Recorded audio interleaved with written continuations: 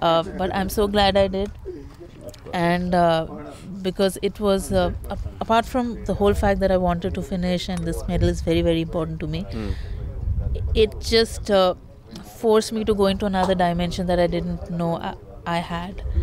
And of course this race is spectacular. It's Thank you so much. I'm at a loss for words because it's the terrain is so varied. It's like I was telling somebody, I found it borderline spiritual, the whole experience. So Okay. yeah. Perfect. So, like, if you have to term the entire experience, the entire redemption, the flowing of the emotions, and the passion to make it count, and the passion to make it a success this time, if you have to term it, or if you have to define it into one single word or one single phrase as you did, could you just make it up right now? Could you define it right now?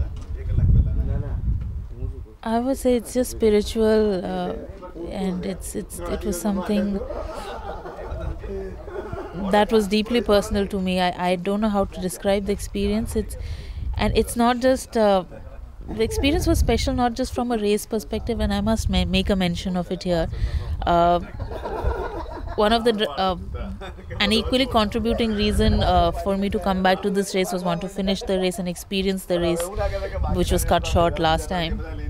But it was also to meet up with some friends I had made last time, and I really would like to mention BSF here, who were very instrumental in helping me out last time when I got lost. In fact, they were the ones who tracked me and rescued me. So, and I made great friends with them, and I had this in my mind that I must come back.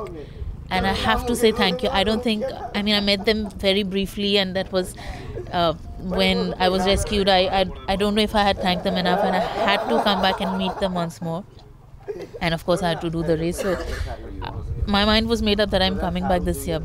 So so that was a big plus. And there was this other thing: the team who actually who were instrumental in rescuing me.